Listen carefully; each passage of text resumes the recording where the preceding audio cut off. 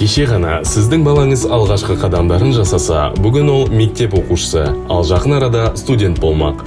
Ол қандай мамандықты таңдау қажет екенін, болашақта кім болатынын ойланатыны анық. Грант көп бөлінетін мамандықтарды таңдаған дұрыс па, жоқ әлде өз арманын орындау қажет пе? Статистика бойынша Қазақстанда жыл сайын 73 мыңға жуық грант бөлінеді, ал мектепті 300 мыңнан астам бала бітіреді. Балаңыз грантқа тәуелді болмау керек. Өзінің сүйетін ісін таңдап, өз әлеуетін толық ашуы маңызды. Балаңыздың өз арманына жетуіне мүмкіндік беріңіз. Сіз балаңыздың арманындағы білімін алу үшін үнемдей аласыз, ал біз сізге көмектесеміз. Жылдық тиімді пайыздық мөлшерлемесі 13,1%-ға дейінгі білім алуға арналған ақыл депозитін ұсынамыз. Сіз 3 немесе 5 жылдық жинақтау мерзімін таңдап, оны одан әрі ұзарта аласыз. Оған қоса, жыл сайын жинақталған сомаға мемлекеттен сыйлықақы есептеледі.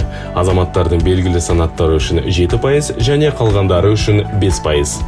Ұлттық қор бағдарламасы аясында кәмелетке толғанға дейін сіздің балаңызға инвестициялық кірістің 50% есептеледі. Бұл дегеніміз $100 астам қаражат. Сіздің балаңыз 18 жасқа толғанда ол бұл қаражатты ақыл депозитіне аудара алады. Осылайша өзінің жинақтарын арттырады.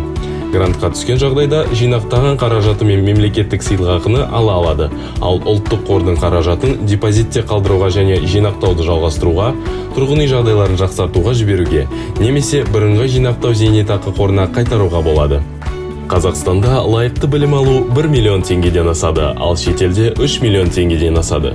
Ақыл депозитімен сіз қорқынышсыз және қаржылық күйзеліссіз балаңыздың армандаған білімін алуына көмектесесіз. Әр баланың арманы орындалуы тиіс, ал баланың тірегі сіз, оның ата-анасы.